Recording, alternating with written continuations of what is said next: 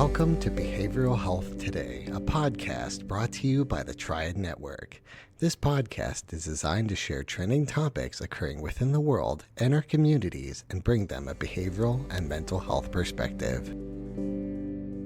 Welcome to Behavioral Health Today, a Triad production. I'm your host, Sharlee Dixon.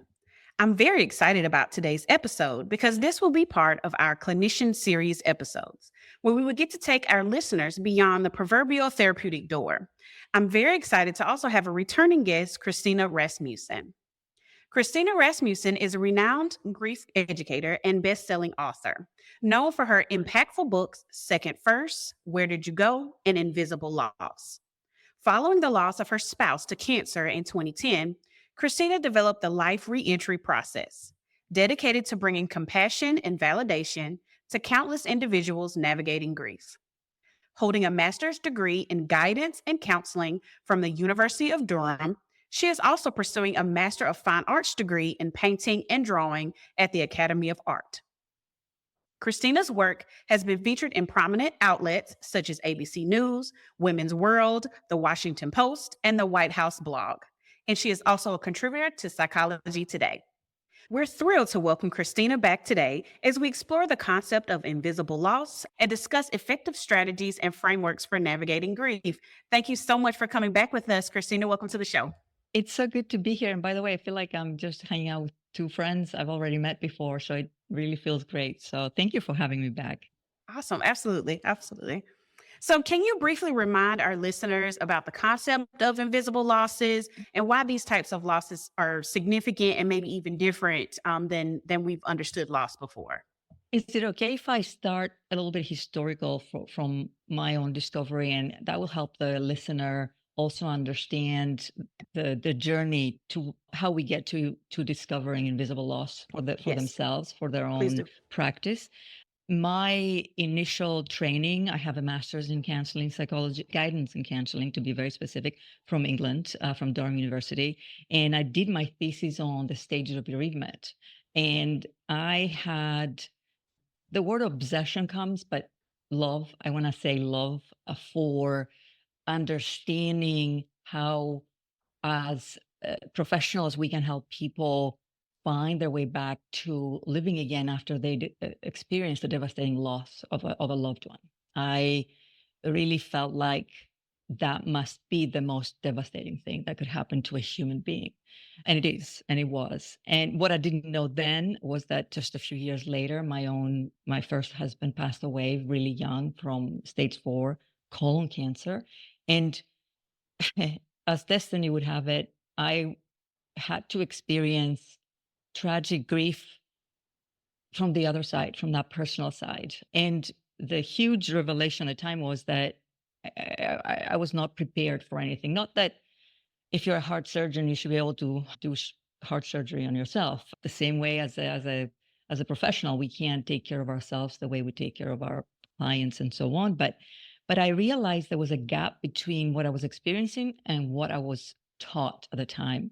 So I made a promise to myself that if I was ever to recover, heal, come back to myself, I would find a way to go and help others again, because I couldn't possibly do the work that I was doing before while I was recovering myself.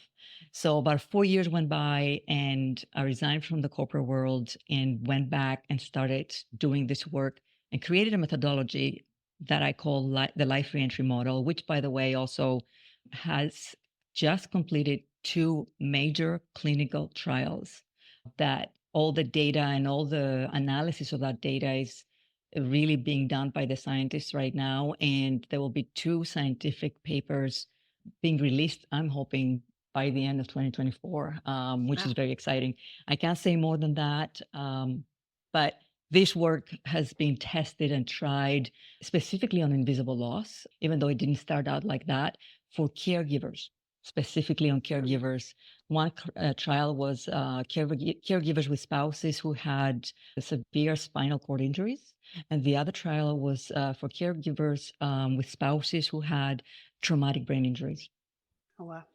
So I immersed myself with this group of scientists for about 5 years, a long time, from the beginning, before they got the funding to do this, to all the way to now stepping into, you know, side by side. Hopefully, I get to experience that part too, where the analysis of the data.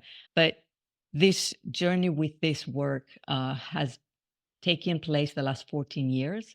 Outside of the clinical trials, I've spent the last 14 years running life reentry classes for people from all over the world. The classes occupied around 100, 150 people in each class. And I made this discovery. And this is when I made this discovery.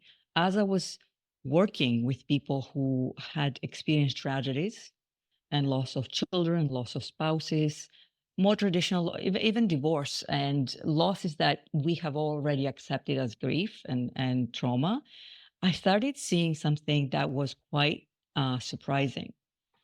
I started seeing people recover for a little bit, experience a healthy recovery, but then something would pull them back in what I call the waiting room, the place between the life we stopped living because of what happened to us and the life that we could have. They would go back to that place in between and they would get stuck there. And of course, the easiest thing would have been to say it must be grief, the grief from the tragedy, the grief from that big loss, because we are told and we studied and researched that grief lasts forever, it never ends. But it wasn't that. And I'm so glad that I was brave enough to come across a little outside of the box and kind of consider that the possibility of what was pulling them back was something else that we couldn't quite articulate, label, or see, and what invisible loss is. And that's why I called it invisible, because it was very subtle, almost like phantom. It was there, but it had no words. And what I started seeing was that there were moments of, I call them moments of impact, that happen in everyone's life at some point.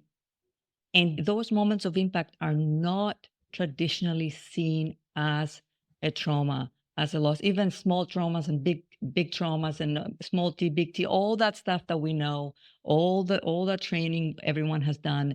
These moments of impact were lost in translation. They were lost in everyday life. And because of those moments, and I will give examples as well, we had to survive those moments, but we stayed in survival mode beyond that moment of impact. We stayed in that waiting room, in that survival experience for years to come. And because of that, we started making decisions based on surviving, avoiding risk, avoiding more rejection or pain. And we actually started creating a life that wasn't quite the life that we would want, but the life that we felt safe having. Mm.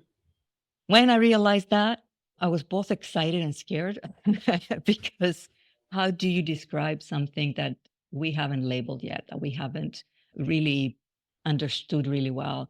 And the danger of it was that most people, even now, when I've had all these so many conversations for Invisible Loss for the new book, I find people automatically go to that traditional trauma experience for themselves or for their client, but it is not that. It is a moment. For example, I'll give an example. Let's say growing up, your mother or father, when they spoke to you, they didn't look you straight in the eyes, or they favored your older sibling, or sometimes in the way that they spoke about you, they were apologetic about your skills or your gifts. They were not really proud, but it's not that they were not saying they were proud, but they seemed a little embarrassed.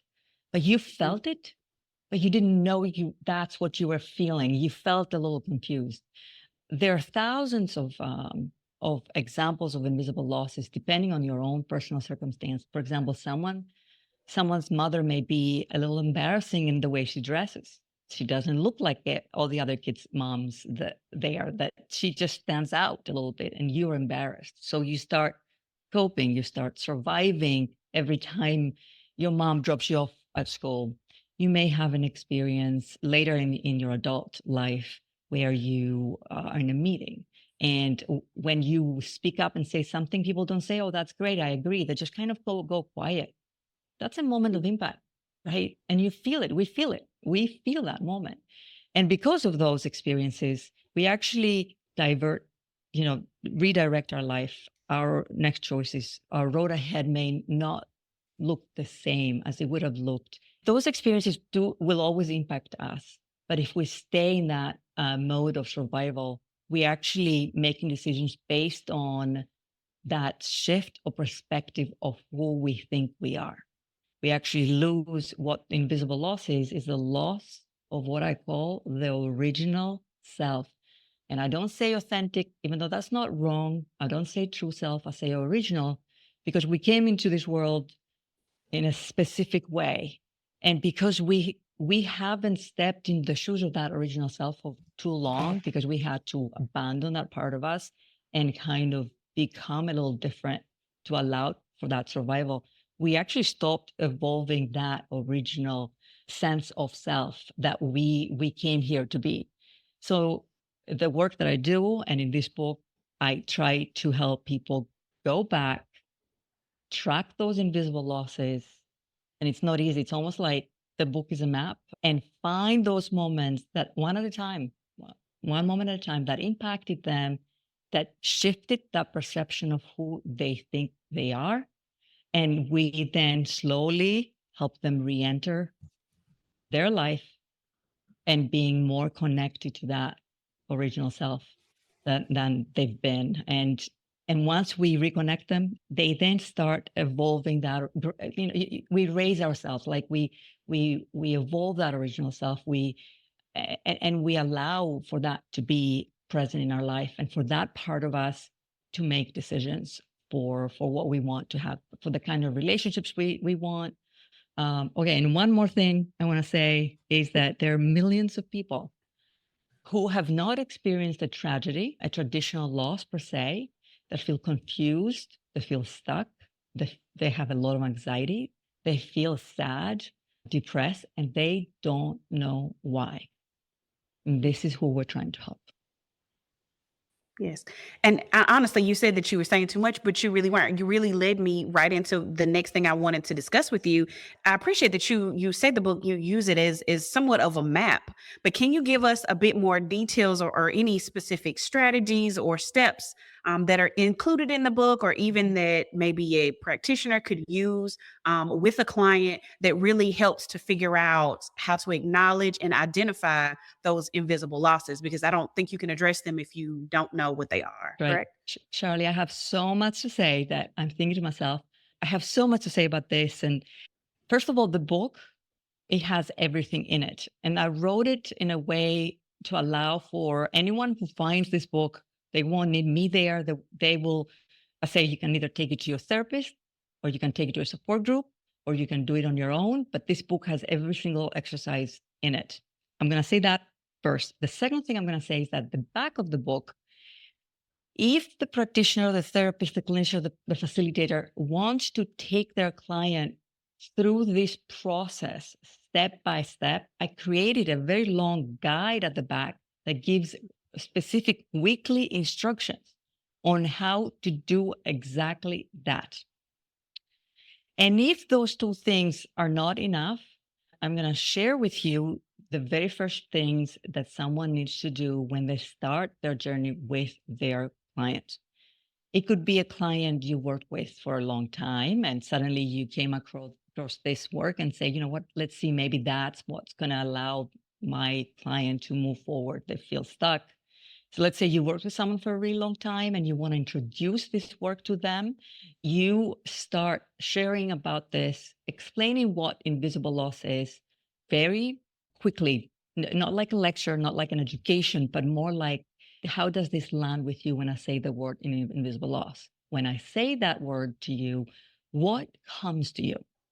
And then the client will respond and say, you know, whatever they say, whatever their response is, whether it's right or wrong, meaning whether it's what they're describing is an invisible loss or a loss that's not invisible, you always have to say they were right about this, because if wherever the client is, wherever in that journey that client is, we need to be there with them instead of taking them to, no, that's not what I'm asking you to, to say. I'm asking you for something else, for something like this. So we will get there. But the very first thing is that whatever comes to them, to acknowledge that, whatever that experience they shared, to listen and to help them receive that first moment of validation for whatever that was. And that's very basic and very kind of informal to begin with.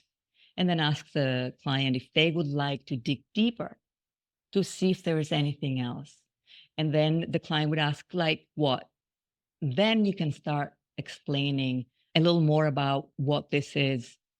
Another thing that I always ask people to do to begin with is to write their story of origin as it stands right now, without any explanation of what invisible loss is, of what I call the three narrators that live inside of us: the survivor self, the thriver self, the watcher self. We'll talk about that later.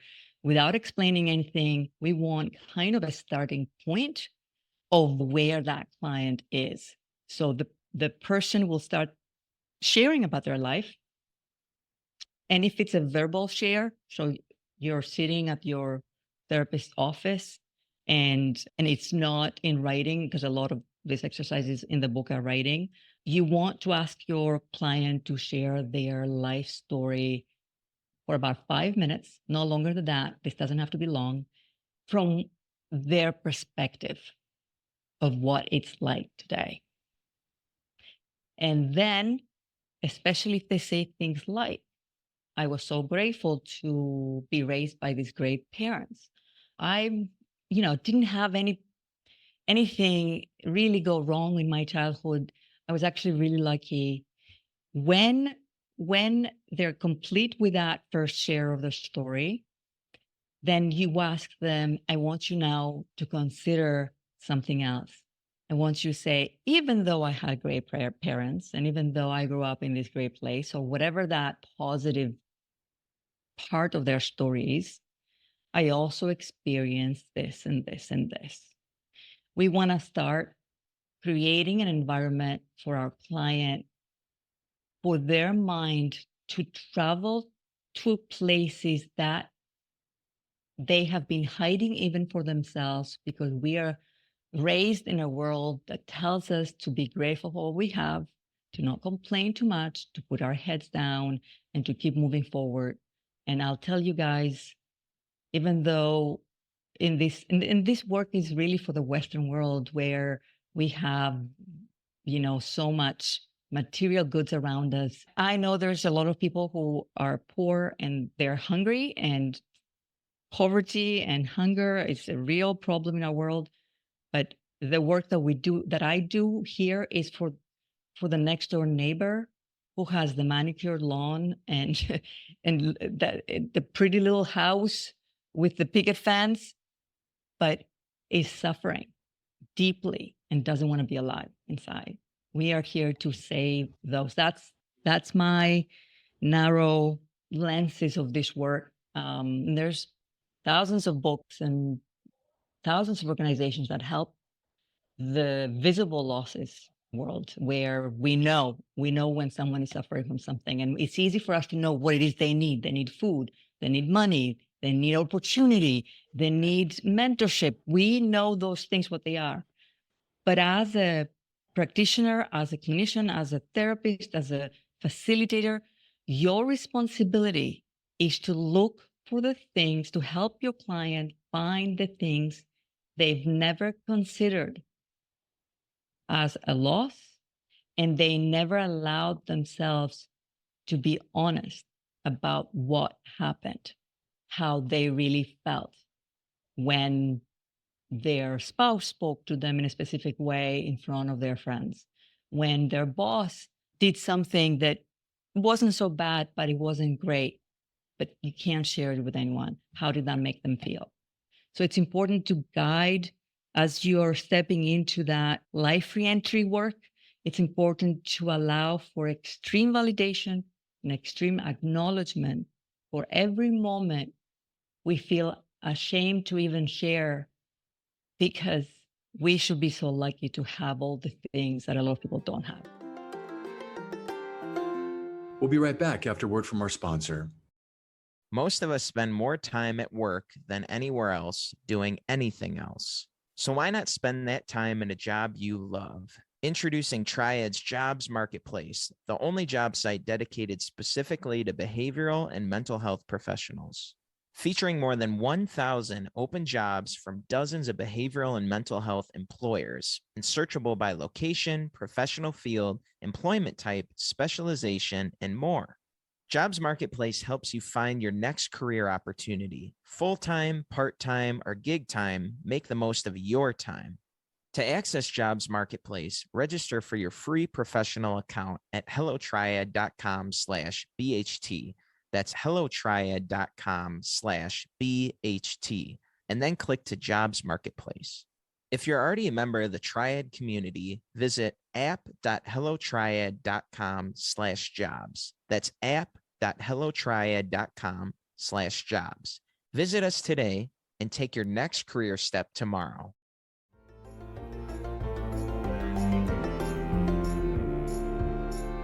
But honestly, as a social worker, just your person and environment and being able to meet people where they are and not pushing them to the, okay, that's great, but that's not what I meant type of theory is the approach that your book or your talks, the approach that they take is, it really does speak to me. And I think it will to other practitioners, because I'm not trying to put, or it doesn't try to put someone in the spot that you want them to be in. It allows them to take ownership of where they start and what it looks like going forward, allowing them to write and create or remember what that origin story looks like, so that they are able to pinpoint where those moments of impact happened and where the invisible losses happen, so that you can make a change for them moving forward. And to feel So validated, and to feel like that someone for the first time is there to see they see something them. that they struggled with, but they couldn't even understand. We understand for themselves. Imagine having a mirror. Imagine having, and I'll tell you, in this work, you hear thousands of moments of impact that resulted into these invisible losses that are so different. And someone's moment of impact, let's say we have the same exact experience happen, a moment of impact for two people from different backgrounds. One may experience a moment of impact. The other one may say, that didn't upset me, actually. It didn't bother me at all. Because of very different life story, different upbringing, different. So we compare our stories. I remember over the years, especially when I was working with a lot of tragic loss, people were so competitive about their grief. They were competing. And I heard the stories of many thousands of people. And publicly, they would compete. You haven't lost a child and a husband. You don't even know how this feels. And we shame people who actually may want to even take their own life, because what they're feeling is so hidden, and they're so ashamed for whatever that is. And Sharlee and Peter, I want to say is that human beings are so vulnerable. We are so sensitive. We are like these beautiful flowers, like we are, and I'm getting chills saying that, but we live in a very harsh world. Like, it's a tough world out there, right? We have to go out there every day and fight for our dreams and fight for ourselves and our families to bring food that, like, it's a fight, right? Every day. And yet we're these like vulnerable and sensitive beings that we're not being treated as such. And we need to help the world and each other start behaving as if we are the most kind of sensitive beings in the whole universe. It's rare that actually there's more people with big hearts than people who don't care. Like, there's more people with goodness and just being hurt every day than people who are doing harm. That they're the people that I care about. And those who do harm are most of the times are because they've been hurt themselves. They have been shamed growing up. And public rejection, by the way, public shaming is one of the most complicated forms of invisible loss. It's the worst to get through. because it's public. So when you're in a meeting and your voice is not being heard, when you're in a group setting and you're being shut down, when someone is being rude to you in front of other people, it's hard to come back from those moments actually, and we don't talk about them. We don't raise them up as something significant. Right. You're told to be able to, or expected to be able to fight through them all. Right, Yeah. Charlie? Like, hey, you have your health, you have your kids are healthy, you have a home, you have a roof over your head. Be quiet. That is no longer the case in this modern world that we live in. This is not the way we can go forward, you guys. We cannot move forward like this. This is the new kind of work that we need to be doing. So that brings me to a question then. So you mentioned that, and I've seen for myself that in the back of the book there are homework assignments for every different progressive topic. Yes. There are homework assignments. Yes. And I personally, even as a clinician, I did not make it through the first one without, using a little street terminology here, I didn't make it through without feeling some type of way about all of the things, those moments of impact that I had growing up, or even, as I got older. I know journaling and self-reflection has to be a part of the process. And those prompts and exercises are there for that. But then are there certain techniques that can be used to ensure that people don't feel overwhelmed, or what do you do with that? Like, how do you manage it? I love this question very much because there's two things that is important to remember. One is that this kind of work has to feel good for it to continue. And it's a very hard and difficult balance to create, but we have two things at play. We'll have an experience of release when the client feels validated and seen for the first time. And also, I don't want to use the word re-traumatized, but we are also grieving deeper because we're realizing, guys, actually the things you felt, it was right. You were right to feel this way. You have all this intense, like you said, Sharlee, intense feelings of like grief and like, I can't believe this really, this was real. This really was a moment of impact. This was really lost for me. This actually did change the trajectory of my life. So there's so much, you're right. There's so much intensity that is going to come from that. So the therapist, the clinician, and the facilitator will have to be able to balance a feeling of release and a feeling of grief. Okay. And as they're sitting in their office or where they're Zooming with their client, however it takes place these days, it's important to get a sense of, has my client had enough validation release to be able to experience more intensity? And then I will talk about reward as well.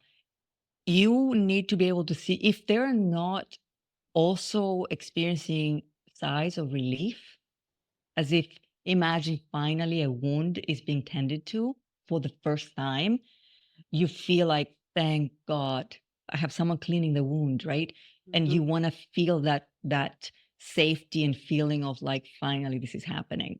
But at the same time, that may make you feel more pain, might remind you of all the things. So you have to gauge, and depending on the experience of the therapist, you have to gauge how far to take the client. If they've had an intense session, make sure that their homework going home or the things they're going to do between the week that you see them and then the next week that you're about to see them next is that they are having a lot of self-care, things that make them feel good.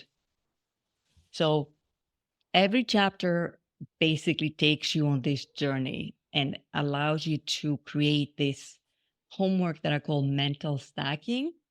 And the best advice I give to a therapist is that to take it slow. Unless the client wants to go faster, you can, but there's no rush. Actually, the longer we spend in the initial invisible loss chapters where we are trying to figure out what type of invisible losses took place, what kind of moments of impact did we have, where we are for the first time finding the words and labels for what happened to us.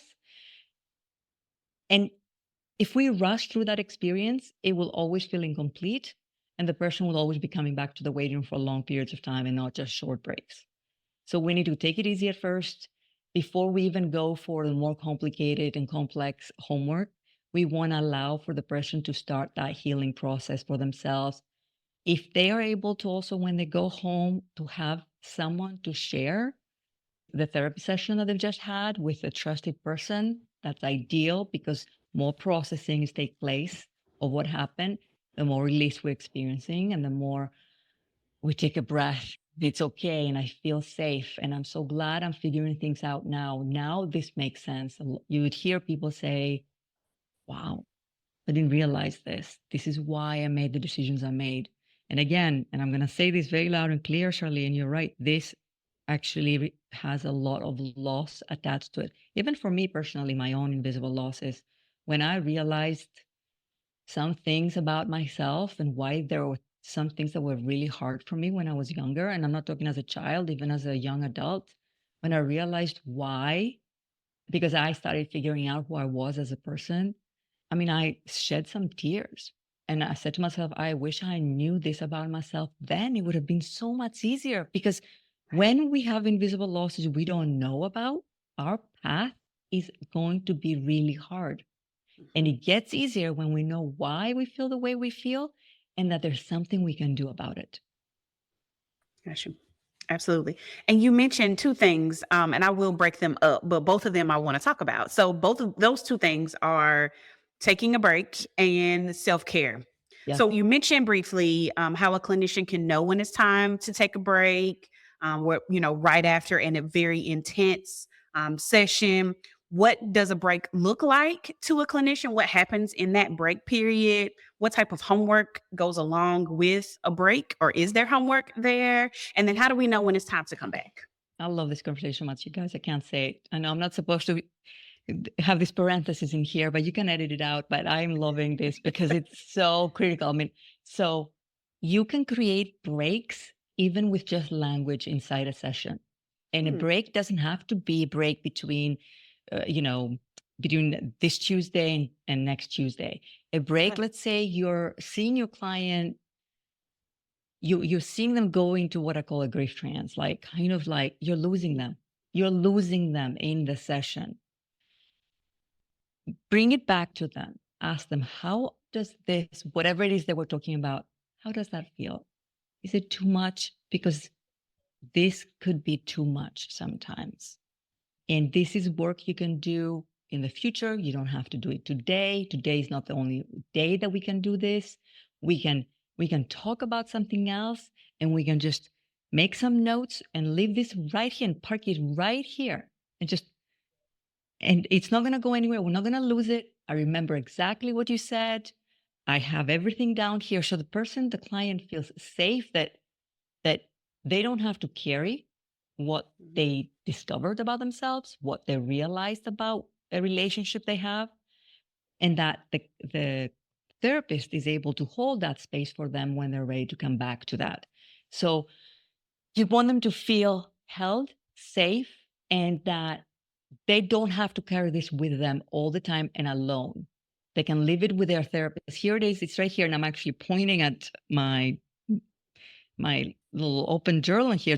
It's right here. We leave it right here.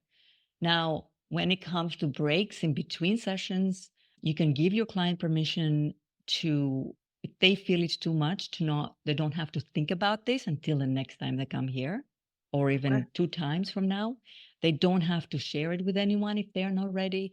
For me, this goes without saying, but you never know how people feel when they realize something about themselves, that there's nothing wrong with them and this story. It's actually a brave and incredibly beautiful thing to be able to do, is to understand who we are and why we feel the way we do, why something is really hard. For example, there's things that are hard for me, but are not hard for other people. And I always felt as if I was less than others because this was hard for me. Imagine if I had someone in my life to say, all that means is that there's something in the way that you feel about this that is not right for you, and you need to go and have another experience. You need to try a different job. You need to have a different relationship, this is not right for you because of this and this and this. It's nothing, you're not doing anything wrong. There's nothing wrong with you. Actually, the other thing is wrong for you. This is just not right for you. Yeah. Because you have anxiety when you get on a train. I'm just like, and there's no reason for that. It's just that you don't like train rides. You don't need to take a train. We need to figure out another way for you to get to work, period. And there's nothing more than that. And to give us, this is a very basic example, but to give ourselves permission that life doesn't have to be this hard and we don't have to live this way. However, whatever way that is. So break in the session with language Okay. and break outside of the session, allowing the client, they're free to not think about it until next time, to put it away or to share with someone.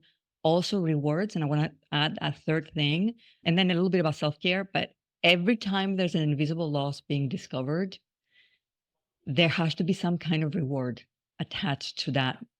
So later in the book and in the guide in the back and the exercise of a plug-in. What is a plug-in? Plug-in is a very low risk step that we take towards the life that we want to have, towards that original self. It's safe to introduce the plug-in a little easier than when the book says, a little earlier, not easier, it is easy, a little earlier than when the book says, and introduce it as, because you've done so much work together and you've actually discovered things that you didn't know all these years. What is rewarding? What is an experience you want to have when you go back home in this next week? What will make you feel good? Completely irrelevant to the invisible loss. If they need to be, it could be a fun evening out with your spouse. It could be getting something special for yourself. It could be anything. It doesn't have to be specifically to the invisible loss. So we allow for freedom of expression, freedom in our life to take this on or put it back down. And then the final thing, I guess it's 4 things. The final thing is self-care. Throughout this whole process and this whole experience, we need to start helping our client to experience love and compassion for themselves. Actually, self-compassion. When I was doing my own little questions, when I was running all these classes, in the beginning of the class, from 0 to 10, how much self-compassion do you have for yourself? 10 being the most self-compassion, 1 being the least.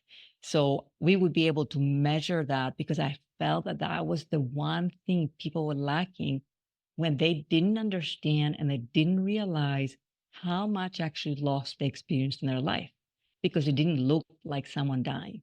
It didn't look like abuse. It didn't look like the tragedy that we know about when we watch movies or when our grandparents experience something, or our parents. It did not look like that.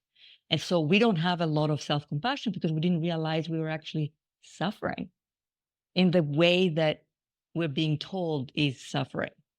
So when we realize actually we went through a lot and there was a lot of suffering, Sharlee and Peter, you know what happens? Our self-compassion grows. And my goodness, I can tell you, obviously I'm a nerd because I enjoyed looking at the scale of self-compassion just grow, because finally you say to yourself, oh my God, poor thing. You went through so much. And imagine having this compassion for yourself. Doesn't that feel good? That's Good. self-worth, self-compassion, So that's what I have to say about that. Gotcha. Thank you for that. And so what are some takeaways that you want our listeners to gain from the understanding and addressing invisible losses? How can you continue the work when it becomes challenging? Tell us what you want to leave for us. So there's these phases in the work. So your client will experience all of the phases that I talk about.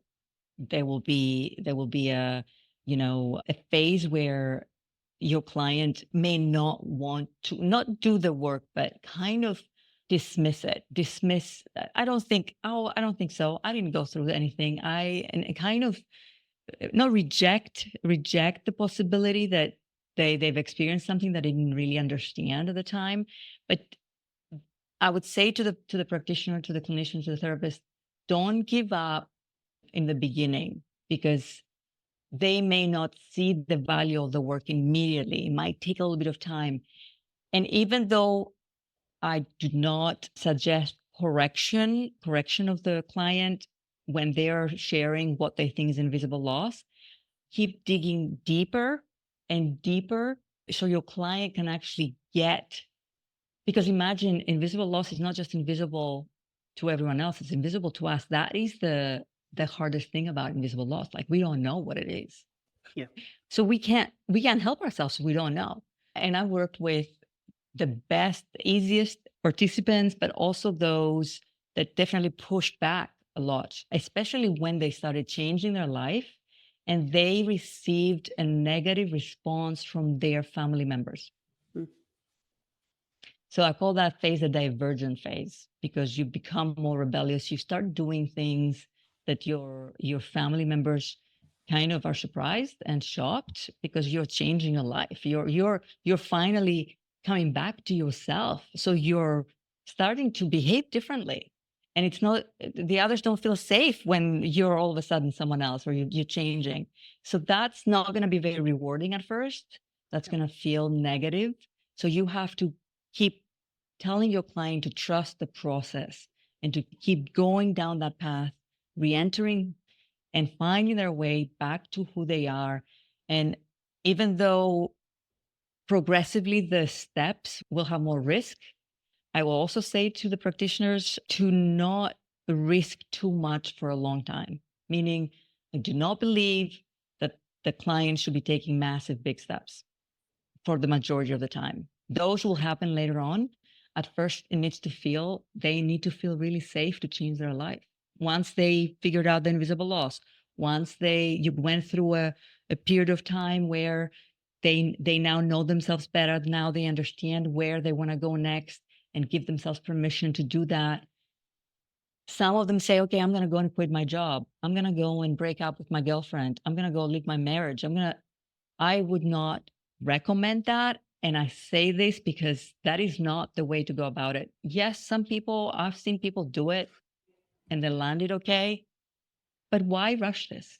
So that's where those plugins come in, and we take it one step at a time. And I wouldn't say the word strategic, but it has to be organic. It has to feel natural, because this is a way of life. It's not just a methodology. It's the way I live my life today. The way that, I'm about to make a decision, for example, in the fall, that is definitely not just a 5% risk, or it's bigger than that, but I've made a lot of the 5%, the 10%. My fear center was definitely activating more and more as time went by. I feel I'm getting ready to make a bigger leap, but it's not easy. Even for, I've created this, I've lit this, I've guided thousands of people through this. This is when you're getting your life right, finally, it's going to be both really easy and really hard. And that's the duality of life reentry. Thank you for that. So Christina, where can our listeners learn more about your book, Invisible Loss, Recognizing and Healing the Unacknowledged Heartbreak of Everyday Grief? And then where can folks learn more about you and your work? So first of all, I always say to people, grab the book. It's like a handbook. It's more than, like, people writing to me right now and saying, oh my goodness, this is going to take me a long time. I said, yes, this is not about finishing it up. So grab the book, bring it put it on your desk, next to your bed, wherever it is. If you want to just jump in for a little bit to wet your feet, go to ChristinaRasmussen.com. We've had an amazing Guardian article being written about the work that it's long, but it gives you a summary of what Life Reentry is. So ChristinaRasmussen.com has the latest articles and blogs. But if there's one thing that people do after the end of a podcast, and this is only one thing to do, would be just grab the book and do the work. And if you're obviously a clinician, a therapist, I've had over the years, for all the books I've written, people write to me and say, my therapist told me about your book. My therapist told me about the book. Don't I have a great therapist? People always say, I'm like, yes, and we do the exercises together. So have the book there, do the exercises together with your client, and help them along the way with your own skills as well and your own experience, your professional toolbox. Mix and match. One exercise from Life Reentry, another exercise from something else that you trained yourself in. It doesn't have to be all or nothing. Use your intuition, your gut to blend in whatever you think is right for your client. Christina, I have thoroughly enjoyed this. Second time around, again, thank you so much. I really appreciate you speaking with us today. It was amazing. And obviously, as you guys can see, I can talk for another hour easily. And you make it so easy. And thank you for caring enough to bring this subject to light and to help so many people discover their invisible losses and their original selves, and to live the life of their choosing, whatever that is, whatever that might be. So thank you. Absolutely. Thank you. And thank you to our listeners for taking the time to join us.